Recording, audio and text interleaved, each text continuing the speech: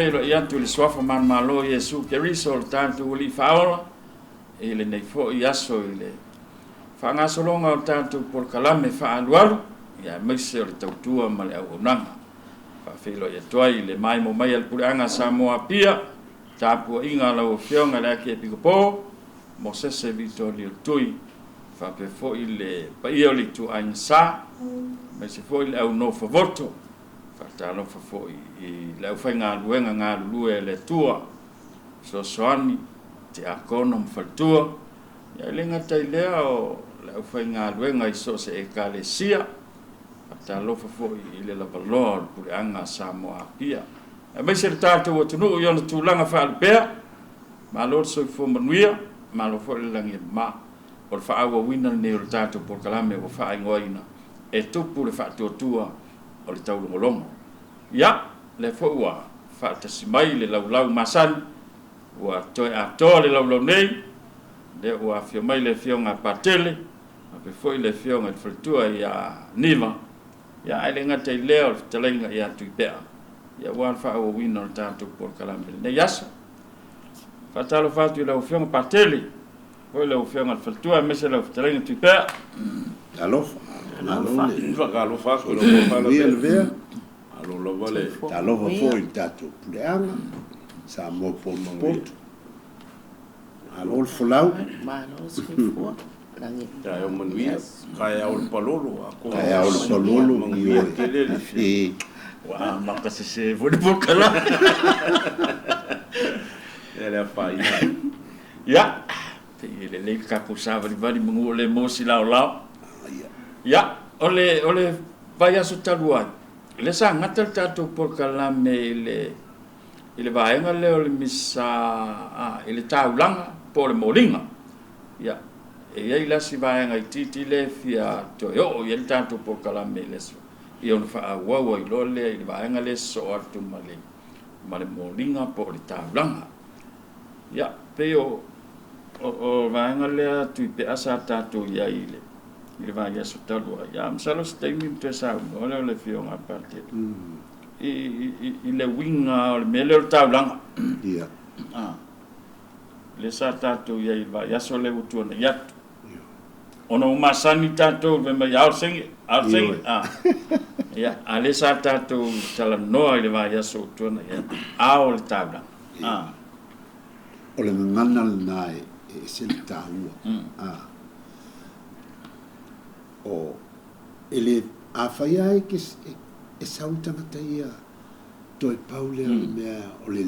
na te mafaia o sene o tupe o le talanga ai na pawale me sa no ye lo sta o le ese senga o le ngana taua awane i ia i fale me e fai ma le loto mali o me na tau ma mau yo tato wola a walanga o no fina ngalo le tua me lana awone i tau fata waina o le ngana ia a tato o le taulanga pe titi pe tele o le mea na lai na o ya male tua i le mea langa o le pese a tato ave se mea o si e fai mau taulanga i le o le aka kalango i upu le pese o ia le loloto ma le o le mita fa telo sia o lai fio mai pile o stabla mai o mo fu insamo e fa malino ia tula ai i la uva ainga fa tangata au lotu e ngata lola uva ai nga o le luaku o le kaulanga kongi kongo le me a fai ngata ina la uva ai me kongo ala nga le inga fa al tangata le taulanga o le langa me la o tau ma mau ya a o mo mo le kau io singo pe fai ka wai ia nga kong ya le fa pena ai a tongi anto o le mea o pe titi pe tele ai lai ave e kua kule le ngata o le fata fai taulanga a o lunga atu ma le tau unga o le fa moe fa le fa tu mangingo kele o le taulanga le masalo le ngana le e masalo e afu mafu mai langa sa e masangi ai a failanga sai le aso ba aso ia ila ia taimi foi i le fai aso uma a ia le taimi ole e ia le aso ba aso failanga sa na fatonu le failanga sa fa na ia ole aso tofi e po le aso lua tato seni e sauta mai titi ma mai lana seni ole mea mo 5 seni su seni e le fainga tupetitile la ma fu le ngana le ia a uma lo le nga sa po po ma fa nga wa nga sa pe ia au ka ko sengi a tunu la nga le ma fu nga tai mai ia nga ngana le ia le la wa ba ko e ko ngol ka mi ka ulang pa il misa a ole nga ngana ele fa pe il te mi ale a ko lo wa ia ko wa mo lo wa life wa fo ia me o sengi ia nga sa le fo ko a fa ka mi ile maute al ngana ia sa ka fa longo ka kala kiki o kan misa fo mo ku pasa ka ye la ngasa ngana ia o aver moringa ye pe me ya auto langa mo aver moringa o ngana sa fa nga ya pita ya ne ole vai te mira no wa ole senya la ngasa ye bila wa top wa ya male ngana le tono misa o fa pe au senge ya ai man to senge ye pe patino la ngasa o fa no la ki o le mea sa ko mai ki malunga fia o nga le oni ka u e se la o senge ga ave fa ye ni me manga la ngasa fa putu o wa tau sang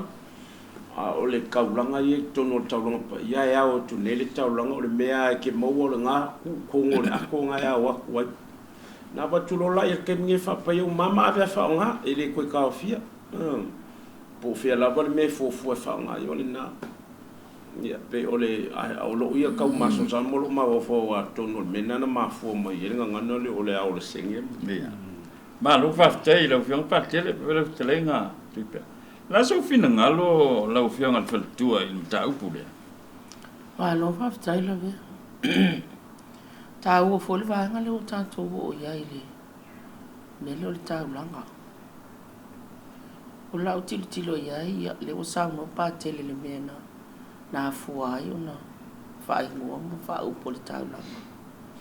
a la utility lo ia ile ta langa be fa pe o le o ta to fa ye le missa ia e pe yo se me le e fa o popo nga ile molinga o ale o tato manino pa wa me ta wa ia mai I o le tino ma le toto le ali le momoli le taulanga ia o me patino ana le la momoli lunga le tale fai le nga luenga la o taulanga tu so me ia mole tau te talia ina mol fa la tanga tangata a me fa popola ia le la to le taulanga o le ula o me na pe o me fa popona ia mai tono le ai a tu la le faingo le taulanga longa winga e fai la le taulanga I lo to malie ma lo tari tonunga e te fia fai manuia mo le atua ia na fai lea I le leila o taulanga ma e manao e te fia fai manuia ia na ta pena loa lea o mea la lea o te utusi ma le tupe pe foi lana fai mei pate o la tau I le taulanga o te utusi la a fa apelo e tau ia a fai te utusi fa popo le fai ne mo pate o mea umana e fa popo I le taulanga ata itale nei te mnao e fai loto malie ina ia ta mawale anga ka ke fi fai manguia mo le tu ai a fai lai le anga al fa maoni o le loto le lei fa atasi mare awangi ye se me foi le e fai le taulanga nga ko e fea u le pe ke ko tilo va pe o ke le fo ku bela wa me o le kiki ka u fala kiki me va pena ia e pe le winga le na o la u tala no atu o le sa ole tau te o e ave mfa o popo le whainga le melo le taulang ina I tato langona I kau kou ke fia whai manuia mo le atua wa ka kou fia whai manuia ese ala ma le tato talia ina o le a leto ma le wainga le uwha mua ia o mea na ia o mea patinoa mo le ola whatua o tato a o mea le o le taulang ia o se mea na e whao popo ia ina ia tupu ati le whatua o tangata ma ia whinau ma ia manatu I fu tangata fa mua le atua ia na ngaluenga malona o langa ia so fa lo lau fiang pate ono le ka ku ke dunga mtau kula si tom tam tala le tiki tu ale mtau sa no lo e fe so ta e fo le male wingo male nga e em tanga luenga ngolue e tala nolo i me faita ulanga po misasa makapenga ngi mtau fo i o le loto i fale ale tanga luenga ya e ni au loto fo i po kale si ko fa petol e alu loto to finga e kofia kuloa se le kale sia patino ale kalungoi e tofia tulo ia o le ulukule o ko i fea e faia mai ale o mai ko fale moling o fanu foli e tofia kuloa penga e io e uma ka fio si farsa ia le kofinga le ave farsa fa mai la ko ma ngai pa ke o le ulukunga o le fai mele le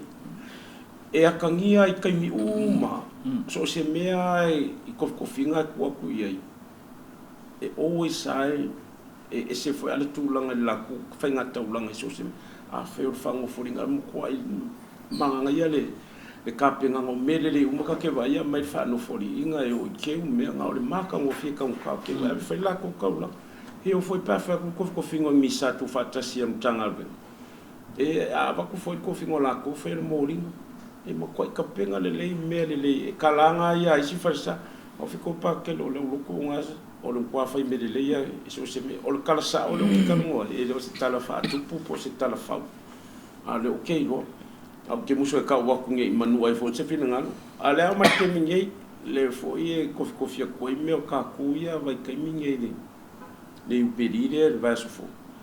e anga ngala ko finga ia ku pulang kalbo yo lo wa fai mai la le si va nga mai pa ke ro ma o fe ka ia la lo ku nga pu ia nga va nga wa fai bele le ole mali la o ka fe si la o ka pa la o ka kulo o ka fa ya o ya ka ko e fai mele le va ko o nga ka ko ke lango e fa kai fo I le amana ia o nga yo e uma e fia le ko finga la o fai ai fai foi mfate te inga isi la kale si e fai mele le ya la ku so se me fai kanuka pale mai kai ko fi o la mai tawa na isi ya ba nga o le ma ele fa pe o fa ka ba inga ye ma au foi ma tape na ngani se kale si a mo me o le nga fai ka ulanga e fai le me le o le me pele a ka ika le sa ka ko fa so fo I ba ya so tu na ile fo ka ko e ka ngofia o le me si le nga pele a ka ika e mo kwa ka ave male tu e fa pe ole apele nga ku le mo le lo fa pito le sia ka mangu e mo le lo fa so fo mo le tu nga ye ka ko me ka o fa ko o male fa me le tu lo so nga ku nga le me ka ole a ingo ka ulanga male moringa matulanga fa pe na e mafua ta pe nanga le ye e fa fo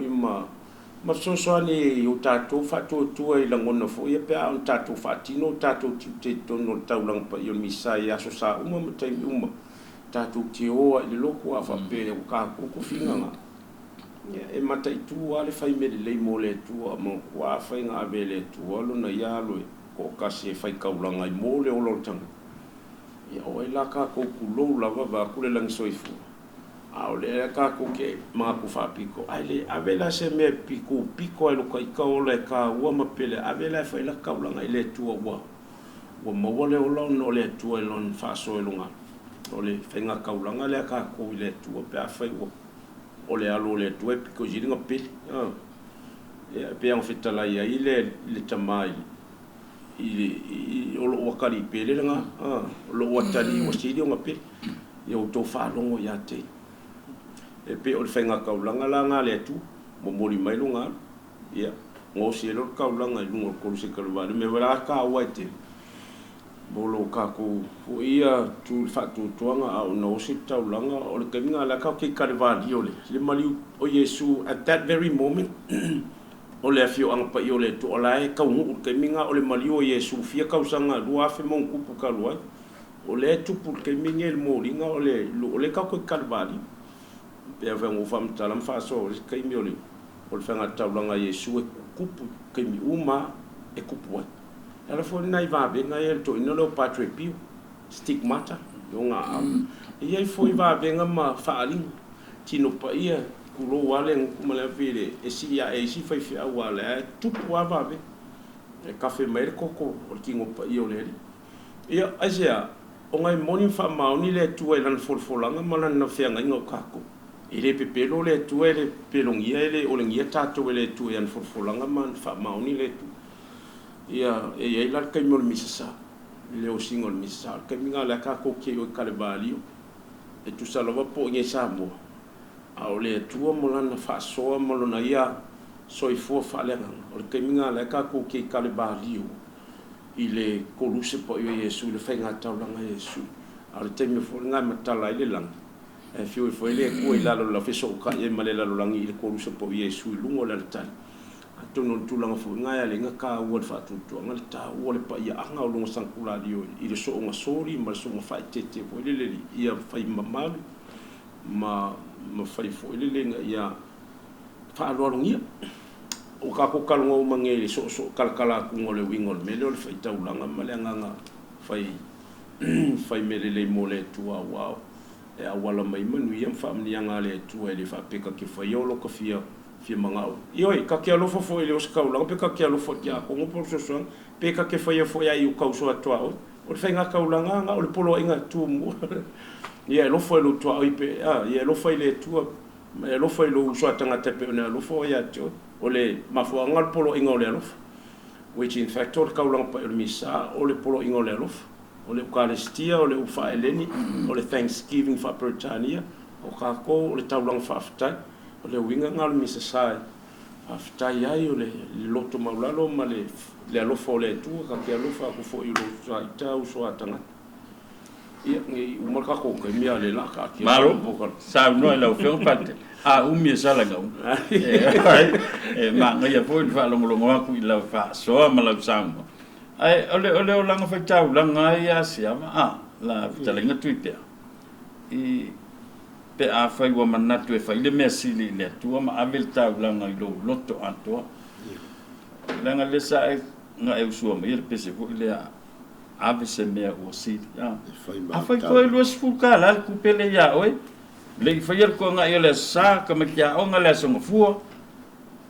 a le foi ka mo fai la kaula o fe ave ele ku pe ia o ka mai ki por ko nga por kaula ole fa so anga ole me petino na tangata ele silia e foi e tele le tau ele me fai nga ka ko fu inga fa penga le ole loto fu ti e fo a ma le fa so anga ma le tau ole me ai ame ole me tau ai le mfai no fa ia sfuka lale ia kablang misa ia lima kala amaiki ele fai fa pena o lau lama tau langa wai lo lima fesili i lo loto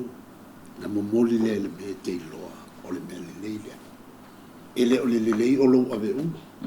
ele o le lei fo o le lei se me ave ele o le lei po le ai ave le me o musu atu lo loto o le mele leile o sili o le agua be ili fa bela la o kama o le fesili o i lo wata le tonu mena e lei ona o i oe i le whainga le kalesia ta o tele i oe 4% ave 4% tele langa le mwhainga o maungi pasengenga ele mfaingo o walu ai si mai si kanga ka mai fai ele pasenge le o le mea la mai ui foi loto ma le mea o le fa soale tu mai ante o le ale fainga fai o le mea ta wala malo talai masalo ele o tele statu taimi tau langa ai o le falta si mai le fionga le faltu ia va en o le tau langa sa fsilia ia la o fionga le faltu ole no tau langa ia le tau po e o atu nga te unga te tau ona te o le tau po le pe tu sa ma le tau po le mo le malai ma le tau po le mo i le misa Whaftai. Ia. I lo vai e ai. Tātou tilo i taulanga pa ia le misa. Ia. Pe a fuen tātou whaasoa tatuai. I le tau pou i ona te unga ma. O lo wala ngona i ai. Tātou teu le tau pou se teu mamamani.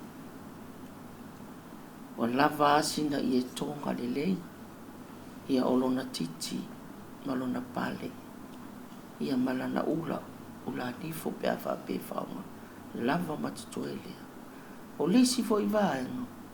wane yaso, tau le whaile i tonga awa siapo, wale o wa maisi e tonga fa fifitua. Ai ia te awa ia, mamalu wa le su e mai o le i tonga, sulu le lei, o le anga nuu na fa Samoa. Fai le titi, fai malona kuinga, awa fo ingi ke le se kui. Awa fo ingi ke lingi keu. Ia nga siva mamalu wala ia lea. Ia awasone, uka kuba ai ai. Pule al tangata ia le. Te unga o te uela na tama. Ia, o isi misai wo ba ai. Usa ua siva atu le tau pou. Ua tele te unga, whao popo. Anu waku le tau pou siva atu ma. E iei maisi kangakanga teine la ua waku. Wale ni tau pou. Ai pei ua waku mangi mea fuinga e po ni meo le tau langa po ni ula po ni. A ua whaari ali meo malu. Tu sa o malu la ua atu whatasi ma tau pou. Ia kia ui o se tū ma se anga le ale. Aba aila le iau titilo iai i le ekaresia ma tangata. Wale loa pe wa meia po le atu ai ngā tanga i lau tanga i. Wale wa siva ngā le tau pou wa e watua le tau langa o le misa pau lea. Le mamalu fo ile na. Ia ale mele wa i nei tatu i le ufa popo atu o songa e miti. Ia le uka vai wa lua atu ai mamalu. Wa wako i kei ufai malu. Ia ua papangu fa solo atu. Wale la se mamalu. Ale tau aia. Fai ale tau pou aia. Teu mamalu. Sulu ale e tonga. Fai le titi. Fai lo na tuinga. Au foingi ke le telingi se. Ia mamalu wa fa pena. Teu ale mamalu tau pou. Ia peo le anganga na. Tato tilo fo ile ia. Ile mamalu ole vengo le tau langa. Ia ale tele lau isi me fa popo iwa wako i kua. Wale kilo la tangata ili tau popo. Wale mafuta ile atu ile kaimi ole wa wako li tau lang. Ia awa esel melu o yang ango tangata. Unga le uka inga umai ile moli nga kungol kau lang. Le wa siva tu ile tau popo. Use mea le leima manai. Pe ata to wo i fa pena. Ta pena i fa pena. Ia au isi ngasu yo sautua. Ia ile o se mea ngai. A kong foi kau kilo e telefo ia faiti onga ma mea mai e langona o istangata. I tu tonu ale karesia i ma le sauninga. Ai a fai mamanu a teu sao a e tamaita ili tau paulo na laha i e tonga, kuinga, ia masiana ula, ia paulea, ole mamanu leo i tonu misa. Ia malfaloa. Malo faftai. Se vanga na i se vanga o tau langa. Tu pe amala o fio pa telefisa no ale ai la fa wa tanto poka ele ma e fa solo ka ku te se male moringa wala lo ka ku lungo le tali e ole mane fo yo so no le secret tradition ole kalesia i va nga fo yo moringa mal tawla ni ngalo e tato o me fa tawla e tawo fo tanga te mo mori le tu ole le sina ba nga tawol mori ngo tato ka ko kio mai di misa mo mori tato tangata mo lo ko so fo mo tato ole lu mo le tu e fa mangi fa pa ia e awa di misterio ole mali mo ko ko ka ko li le kalestia ai il ka mi fo le au mai le mori nga lu wale ngo fa mama ole se vai te mi ole tu amalanga le kalestia e sau fa fe ulan mai sang kulario ku la nga mo le ku le kai kasi ku il fa fe au ka fa fe au ku la ka misa pe abel ti akon kai kasi fa penga ngo mo le ko fo mai lo a lu fa fe au lu a talu la no le tato tu mo le nga fa no ma fo le nga nu le ka ko fa tino ai ave a lu ngo la tale ku ku e ka wa masanya fa fe au fa ye taro le e ba kulole kalise o yele ka ulang kulo ngala ta ma kulo leo le fai fe au po te to sa ni ngasi lunga le pa le yelo stia ye vi o le li le tu langi male la langi wa lo nga lo fana ma to ma wa le le a reto fu le le mga wenga o ma to li o le tawala le na o mea mai le fonga le ele mal fo fanga nga lue ina o ka ku lima ma au tanga le wa mai fa fo ya be o se tawla e kali na tanga ka nga kali mai ia vi o le li le tu o wa talina tanga tali mai tanga ta ia o ka mingi pe o ma fuli ale uso pe se ale fa ya ka ala kwa fi fa fa ngu ia ele ngata fo ile ia e wole ko kali ya ka nga ka pe o nga masangi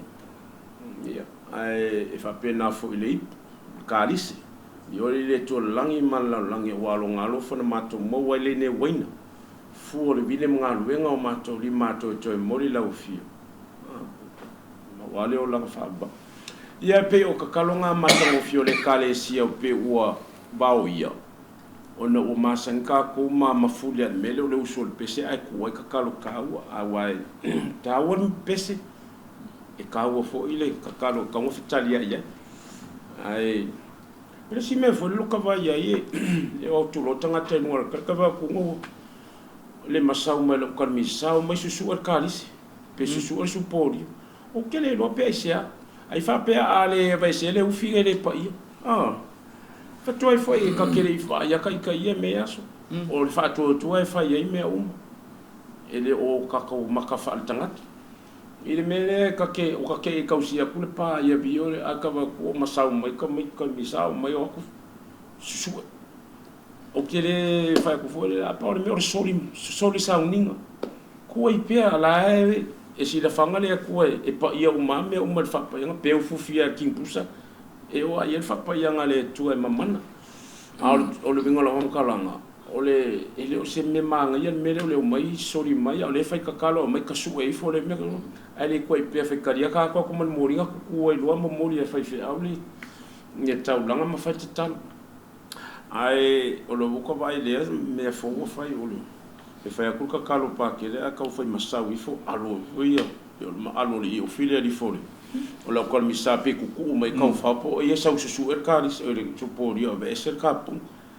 but e lo wa ia tanto nunga fa tu mi sa ele se me o ia ko e pe ele fa pe ale vai ser le fu fior su po ri o le mai lo ski ngale pa ia le there's no such thing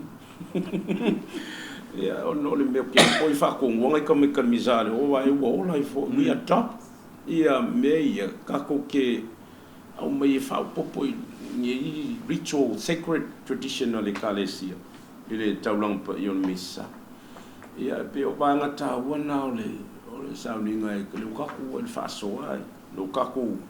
ke ai se ko mo a o talu ta wo ole sacramento le ka se por misa sa ia ia aka ko mo awai le misa ta wo tele lu ta to focus ma le take part lo knowing e ka ko kire o mai ka ko ke maka se ka longa la kapi po se nga maka lu fa ba ai po o ila pese mai o ila ngofo mai o o fa tangata na ka ko mai mi se sa ele nga o lo tai o sa ninga ele nga pa ke ele nga la ko mi sa ele nga ke a ko po so ngi po la fa tu o fa so ai fo le si ko lu e va sta le po ile participation le awai o tatou tangata lo congregation wale ai se congregation le au lupu ia e foi se atoanga le tino ke riso tono sauninga mi se ala sa na ia mana tua le ia aka ko mai mi sa e ka ko ke mai mai o tatou tangata mi sa e awai in the full participation awai ile sacramento eucharistia fatasi mai Yesu le anga ka ko orkingo o ke riso fa misteri au tatou fo yu o fa tu so le tu o le tamari anga le tu ka ki mai au ai fa kasi malo ngalo le patinga le anga fa ftai misa o le sacramento pe la ta wa ilo ka ko mai yo ka ko malam lama ka ko kire o mai o le tafitalia i te talu kalu mai pa kere kali ya kule kale sia o le ai ulinga ngal sakramento le eukaristia e ngalo e tātou ka ko mai e maka aka malau fo fi o le wai fi ana e kemiu e le fa o ele ai u e o mai e ka keika a o meia e uma lole fa ko senga o keminga o ka unga ka mo fa sui le tono le misa o ka unga ya ka ko le ko maula ma le loto fa manga le winga nga le fa to senga na mtanga le misa inga ia ka penga ka ko le la ele mori ngo ka wanga ka ko sang mai loe sa fa sanga le walo mai le tua ka ulanga pa ia po le misa ka fa ka ko ko momoli ka ko mo ka ko ma fo fo ile tape nanga to ne misa le la ka ko wolo le tali suanga le eukaristia ma lo sang no ele fiong parti lo fiong al faltu ya sang no o fe quase o manga ulele meneng sa mo ba ke le meu fe kalia inga o te talo so le mele ka ko kalesia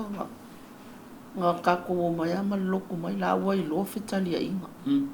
o mala mai ai e pe wa wo mai ni vai ka pe fa ke la nga le fikadia o pe nga pa ke le mana fe nga ruenga usa le simena e ka ke fa lo ngo ko fa pe ele lo fai ia a pa me so soani ai o le ai kus ka kalo le kalesia e ka un folo a pa la ko o me misama o mai vai le se nga fekadia inga le lo fai o fekadia inga yo ka kalo ko ngol misa ma le lo salio le kaskol o talo le fa tu le cambio misa e le lo o ma le ke le ele mai lo ia e ka vonga fai singa nga so soanga ka ko ia i tangata ia ku fam fai lo ia pai ngoi voi le si meo le mai le screen fa ku ilu mole ai ku ilu ka kalo ia vai le o ka kalo mai ala to i fitalia inga ma pokalamel o le lungo le fai peso misa io ngai vai nga wa le e ka ke ngalu ka i ngai ka ia e ke na ngale le fekalia io ka epe bele fia e pe o le sila sa u lai fa u man ka ya o lai fa kwa ia ka ku ya le e o mamisa o ala kai ka mo le mawa e ka ke mo le mawa kwa kai ka ya wa ka ke fa lo pe ngal ko lai pe se mai e o foi pe se o misa pe a fa ia au su mai pe se o me fa penga au ka katoliko o le va katoliko ma ko ma sangi fikaria inga o ka kalo ia me so pe se yo ngai me lai ki nga la ka ke vai mun ba ngi ke le nga ngai fa le ko ka ngona ka ko ka de sien ngai ke in ta mu fa ye ya wa o ma ka mu fa inga ia o lai le ka de sia mo ke le nga fo le ka de sia e o mai fo ye so angi mo kilo mai isi nga lu ngai fa ye isi mo la to so de me ko mo le ka de sia o wa ke le ka mai me ye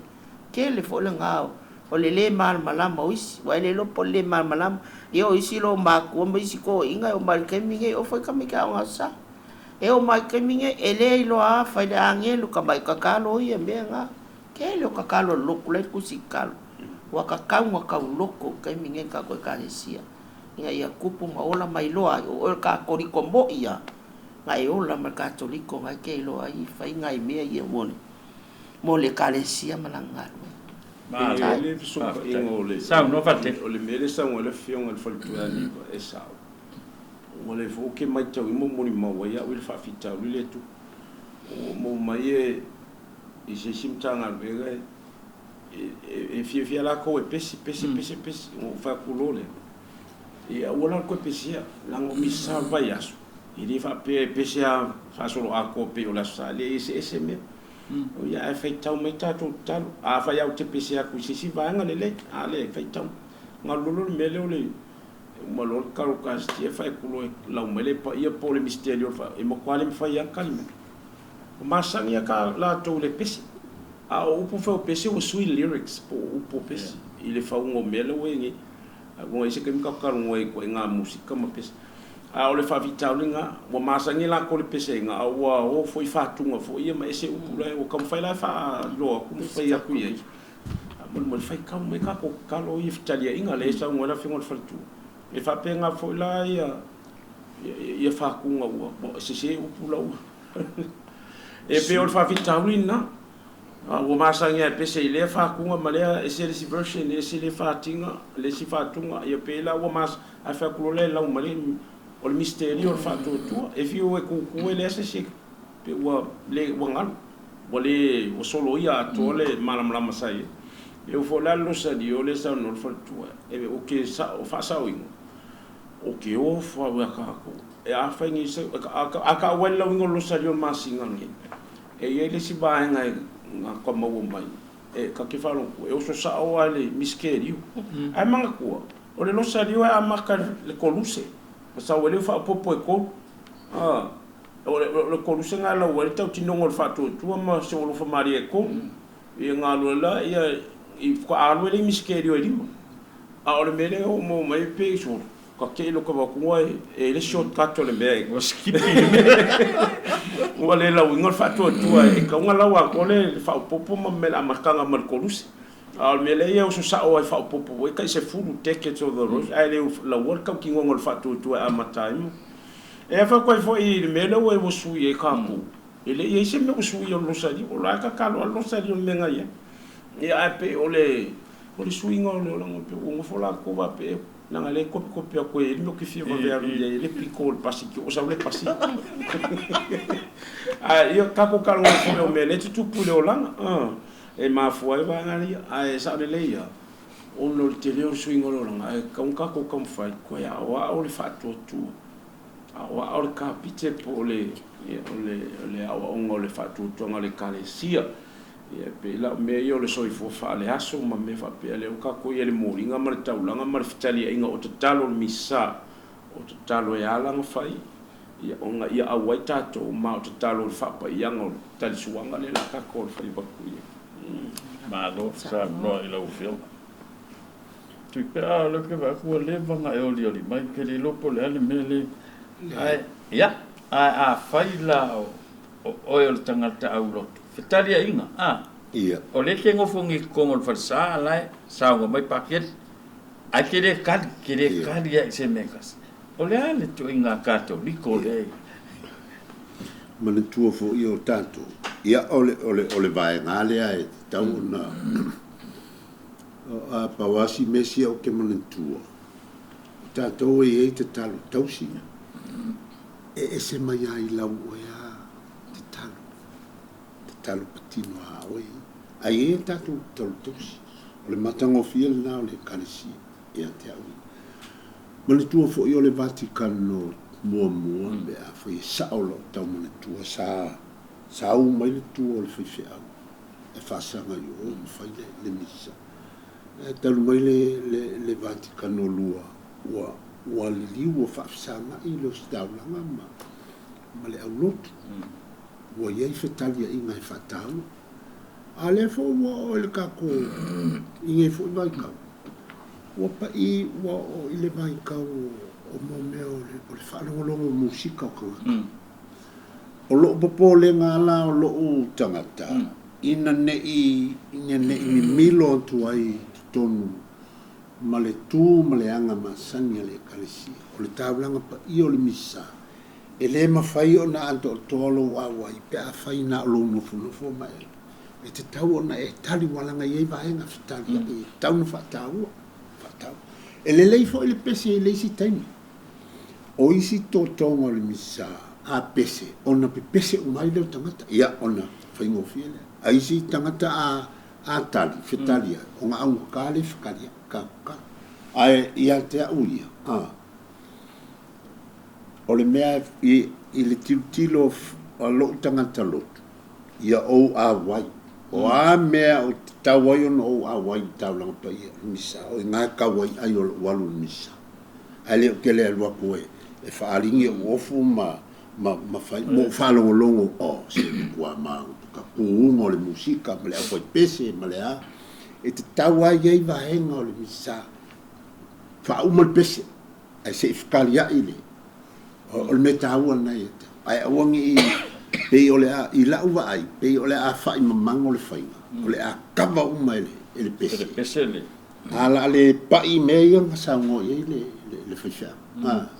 E whetalia, e ei wahenga. E rua kua le kaulanga pa i o le misa, uma i le moringa, o lo ilunga fa pa ia lo mo mori ilunga e ele kali ka ko langa o mea la e vaku lenga sa ngongi e fife a langa o le mele o ia manga ia le faki siva kua lua kua e male maka makanga o pe se fanga siva ai ale leianga por kalame o ie muka o le kemifikali ia i le kaulanga pa ia misa alu fa mamalu mo mea ngai manga ngai ke ona o langona le lo tangata lotu na o walu li taulang pa ia le misa au kile ia lo ke maka mo fa longo il fakinga le ali il fakinga le me le kuloa le latunga le ngata u fo ai e kakau ia o ke kakalo ia pa kele kakau le kwa insa o nga kamu fai e koe kangaka nge i umange la manga al fa longo musika maka me la fa pe ale le longi fakinga pe ile o la kau kuri moya ale ke le yo lo sa o kakau fai taulang pa ia misa o ke kali o ke kaukala yo pe a fetalia ile wala ngala o walo mai ile me nga lenga fa ba ile va kanglo ka kala fa malama si sau si e fo ko ya si ka ko me pe sa lo ka ya so ya ele ba ngi yo le kalesia ile o le tasile me o ke o inga mo fa mo lunga ya o le tapu e tupu pe e tupu a ele kangwa o e fatupu o e nga pawala lau nga luaku lau ka vale ala muangi o ele o le nga o le mea tau o le mea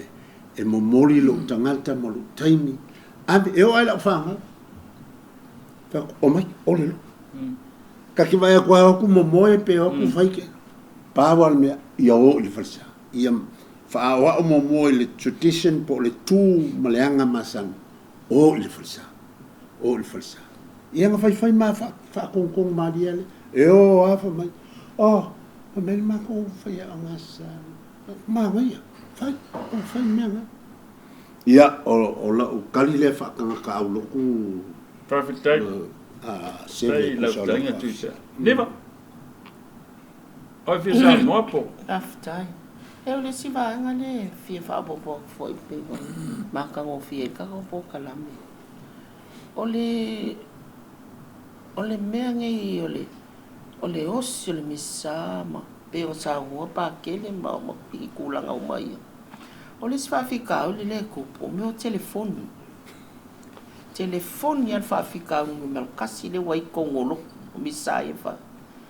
e vai ai ka ke bol mawinga la nga mai pa kele e alanga la kule si kongo la le felang ke fong sa fa ya ne la fa bel la nga arnge ya le omi lo nga la kala ngo le ile ke le fong i maka ya la nga ma fa fa da nga ile aso fa ben ma ko fa nga lu la nga bulbuli fa me pa ke ba li ka ko ka le si ali tu pulang talbo e ka kwa nga li au ngi ko o mai ma min telefon i tong fa sa o le mele wo ba ya ngi la fa o mai ai telefon ale la u nga ku le pole tua e fa fe lang ko man ma la ma ka o fi ko ma fa ma ve o ko ka nga le li fa ma o ngi misa o nga ko ke maka ka o fa fo ai sa ma lo telefoni fa fo o fafo o fai ko ke fonga o ko ke le ma fa tu tono sa ninga le fa ai sa o le o isira ka e fai ga ku role ya sa fafo ula ke ula ka pa ma fai mar ke fo ko ala ko bo umar ko mingio ya ga umar ko mingio e ko kunu ko sa o le si fa fika uli nga le tupune wale ai ma se nga fo le e ala fialu loku e ab se fa longo au mai le pole tua fa nga il ma fa ka ia lai le o langa mo lumanga ma fa kong fo la wai ata to fa nau ya me so ka ko uma le ko mo fa sa wai le se si e ako ko ile e ala nga fio o il mal wale li se au mai fa mangyanga ma se o le simbe nga mulmuli e sa ngo mo fa fia ya la le wo uma ko mingi o e fa ale le va ko fa mangyanga muli e manui ai tangata malekalesi alfa fika ulinga number 1 ne wenge o ke le fongi ne ai ala ma se winga ya la fa sa ma ya Pia lai o akua isi ka ngaka ele. Ia, ka kuku ile atua. O le akua e whai ele whai unga. Pia ele usta. Mal whaaloa. Aro whaafitai. Ia, oi o ngai loa aku pia whai launga mai pakele ala e alu o le e mu pakele po te kia ko. O le ori e po e a kai sika kai. Ia ranga i ne ken whongi o camera me. Patele o lewo o le whaltua i le tūlanga le o telefon. Ai, e le misanga mako poe. E whao ngā le ken whongi i le me. A pese mal ken whongi. O le singo vai e whai langa whai ngā lo. E whai le mea o le laptop. Po le iPad. iPad. Ia. E kaki ai bunga le pule la. O ngā le ukako o i ele vaenga le. Ai me sere kai mi ka ua leo le saunginga o le Eucharistia. Ia ka iro pempa i whao ngā ngi mera kai mi rea pele ia. Ia. Ia le vaenga o kaku whaasoa. O kei loa. O le mele sauna o le whalitua. O ngā e telefona tupu ele ngā ngia o whape fo isi pule angai whafonga loa. Ka ke fiu fo I whai a koe kule sani lunga wha mole ka pēla ke fongi. Ia mea pālangi mamera ke ka ke ia ngai ko inga makuanga. Ngai lo makua. Ia mana o mia telefoni e fongi e kau so ta ia pe kai me ngoi whala au kai whapenga i mai e foma. Ai e ka kangi so yo ke fongi kai mo misa. E ka whai yo mai maka ka la fe kai ka lai loa I le se me te tauna. Nga masi ke fo mai fo la ke fongi. Ki la lo le pe kape si o mo misa eu fo la ka mile ele na te me la al misa to e fa ko la o ke fa so al me ke va ko lo fa pe me o ke ku le la ula ngo to ku ba ngo misa lo ka fi kape ke fo ke fa sa wa ele o it's not appropriate it's inappropriate ia ba nga ia o ke fia o ke manga wa ia awai mai a nganga mafofau I lunga le alkali mele ele ongi me faali ai so ka ko pa ole me le te fetala yo le tablet po le iPad ia o fai fia fo ia ese fo ia la ko esa la fa ungar ke lo fia o ke le fia fa nga a fa pe ese me o ke fia o ke kango e ka le pe panga lo miro sa ma fai ka mai lunga po le la ai ki le ka ngo fa nga se tablet ia banga o upo pese yeah that's all right I think ko la fa nga le nga tata ia upo pese mai ai pa ngore wala me so ngi ka ko la fa pese pe fa ele ni upo o mau ai pe o upo la ka ko wa ke fongi ti so I devices so se me am fa ye e ta upo pese fa nga fa le tusi le telefoni po le iPad po devices io ono masini fa no pone ia tau ia le fa nga paul mea ia fa nga tau o vol fa nga se telefoni a fa yongi mea e a nga mo nga nga fa nga ia tia ia ile ia tatu ta fa yo nga nga manga pa ia ai fa nga fo ia lu ka ko ma fo tu lo fa fo nga masira mai mo ia o vol fa nga se te no sa ni nga wa ba se ayo ka ko ma fo fa ia be o sa ma wo fo e sa oi wa yo lo ke me ku nga lu fa ke fo ku sala ka wa le ka kangi ke fo nga le fa fo kari e le ka wo le ku le fio lu ngai ka ka wang fa mo me ale tu pe aka ku ye ku sa lo si di fo lo ka lo ka ke fa ka kala me le bi di ma le tanga tale ale wo ka ki o mo si di musa le lu fa fo ke fo ngai ku le nga ngo sa nga si ngai ku la pe le ko fo se ku la ngai ka mi ame mo le tu lo ka kai a o le fia I ku lu fo ko li ku la ska lo ko kai e te ta wen fa nga ta wo le e o ngai me fa un po nei mo modern technology o le me e fa nga te mi ta ai le fa pe o le fa nga fa so a ko e le fi ka wi fa nga ngi me ke fo ngi ko mo o tatu taulang pa ia ma le ase se nga ma me fo le ku lo fa fo nga ma o le kalngo so yo ngi me le ase se nga va na ma va fo ka ke me ka ke la mpulu ma mi se sa le fa ku nga o ma le sa ko mi kali Yesu ka kele ma fo fa le kingo pa ia ole I pa ia le kingo le ka ki kali o Yesu ole tu e maman ala ka ke kali ali ma la mo ko ya maltino pa Yesu I pulu ia ka ke e le ase se ngo me nga lo kale fa alo o ka lo kale mi nga ile vaenga le na ele ase se sengo me ia ma ka ngwa ia ma nga le mai fa sa ma mai la mo pulu ma ka ke fiu fo ie fa lo ma fa na ngata ia lo fangie o pulu ia ku fa fo pulu fa pipi fa ko pol fa sa le fa fo mo fo mi sa ka la ko piki ko la mo ai ele o se me tal fe nga ile la mo pulu ma ai mi sa il ka yo taulang pa yo mi sa malo fa tai tu pea o le taimile o le sauninga le Eucharistia. Le wa ke mi pisi le o le o se kaula. Wa pe o le taimile o na o le o se taulanga le la ia fatasi ai ma le tali atu tangata. Ai o se tu faalo alo le mele o lai alu sauninga ku luma alfaf kangi kamakiki alfaf. Ai le ngata lima. O isi bo mai isi ngongo foi fafo le va ingo kam. Ia nga fai ai ale. Alai ka lai pisaka makim ia mana ia la ufesili i la uva ai whaatangata au lotu elelele i fo ilele mo au ngofo le misa o savali faf sa u ko ngofo lalo ko savali faf a o yai ni mafua anga fale so fua maloloina ele a faina le ia te au e mafuai o na o fai matula a ieni vai nga fa saunga le mu ma fa so fu maloloina ele a faina ia te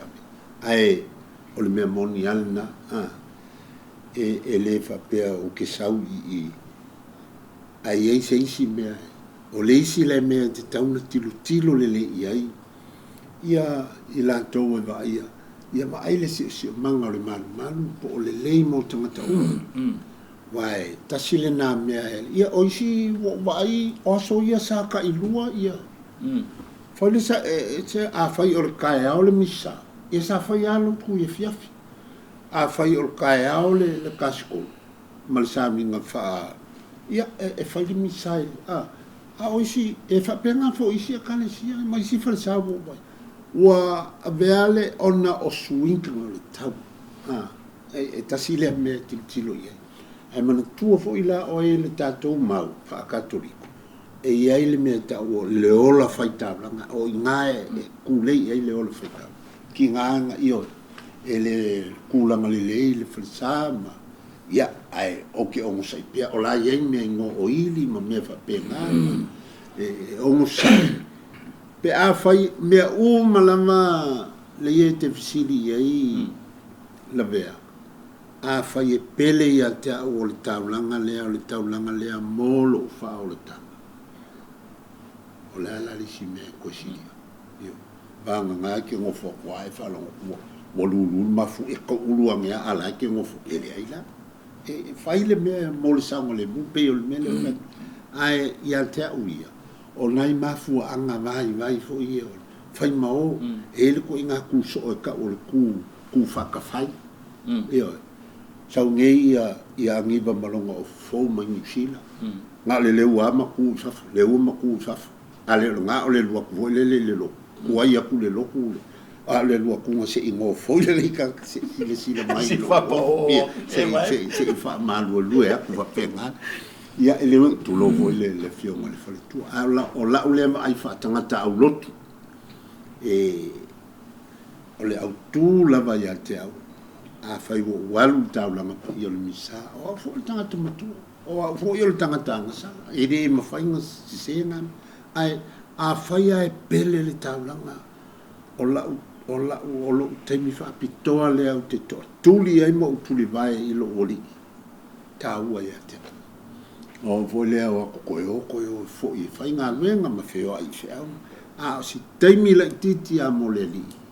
a fai e lai titi ia tawa na o matua fa taua lo palile la be fa ko kaulo fa tai neva e o se kala fa kai le ka o ia le ai ko la o di mai tua e lo po la kali mai ya o ia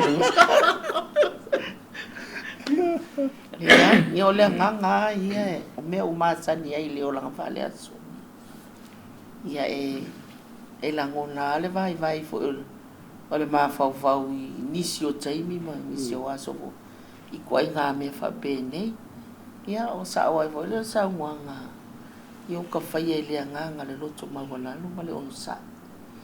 awa ka ku roma ke e ma fa fitau ia tu le vai le manos ia o ka vai ko ia ma kai ko nga me pa pen e ka mu fai ai ma wale nganga fo ile o le o mai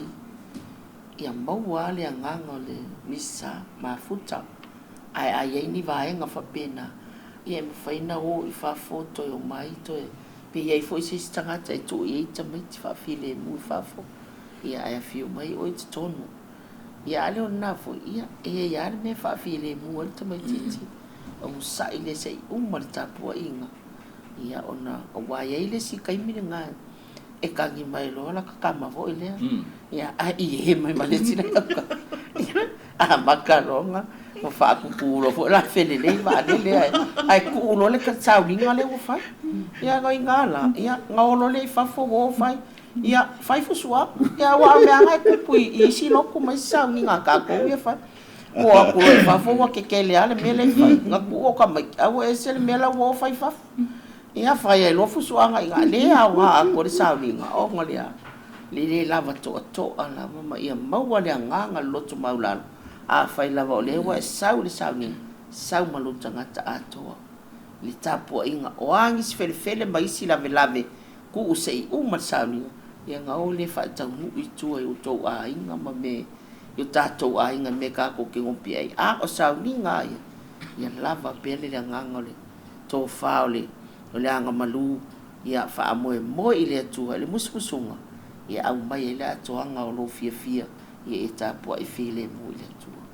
mal fa lo ano malo fa tai ia taluayo na o tatu taimi me le ia vatula no muli nei lo fio ngo partele ia ona fa mai ale o tatu por kalame le so mal fa lo e se me que fi fa fisidi vatula no nei sa no ai wa uma fisidi oi ele ai ia le uma le ia o ka ku ke se malvanga le o le molinga mal taulanga lo ka ku I fitalia inga mama ngoma o fitalia inga e le mafuanga I meta o fa pertania le preface e tofu le aso sama lo preface e fa fitau I faitau ma le fi mo le sai faitau e le alinga ke le options for o le tasi go to fa lima ya prefaces fuanga I faitaunga ma le angango misa I faitaunga e o fola le ka talo le ka stia o le mau le ka le sia sawie I fai auto simtanga venga ta o parish priest o la misa mo misa ngam kanga le o misa lo longa lua ia e pula o ia but po fia me ke le fai la misa mo la sa o le misa sanga mtanga ile kanu na la vai o sauni nga lutu ma tu nga pela ke le ropo to e fata woni vai te mi fai fia pa ala I'm very well aware Mrs. Ayo le sa o le vai ke le fai fia we ale lua ko lu misala sa ya o le kanu na nga yo o le me yo sauni nga lutu o la misa mo mua fa pe o le limal ba po le ngol ba o la misa mo le misa na mtanga lu o si mo misa mulu yani ya misa fapo o le misa ai le fa pe la o le fa ka va inga i to i no le misa mo le sa ni o le misa sa o le misa tu sa ma o le me yo le misa fa fi auto sim tanga be ngol na i misa ia pe o asona ya sa kai ka sia misa fa fi au ya sa mai fo le bangle na o le e ngata e ka sia misa fa fi au ile asusa o ile ya so bas o asosa en fainga lua e fatu la fono ina fo o ngai me fo la abuse fati no sacrament ele fatanga ina ya aso ngi ka lua pe ato nganga ya o faia ile malosi al fe o ya o le lo fo tanga tama na mia sacrament o le tula fonga le canon o le lido chi manom se tasi le lei alua okay but e tolu loa e fatapula ya pe o le tula fonona ya so le ko ka ia i ongo le mo mia da ni to le sound o tangata malpia ai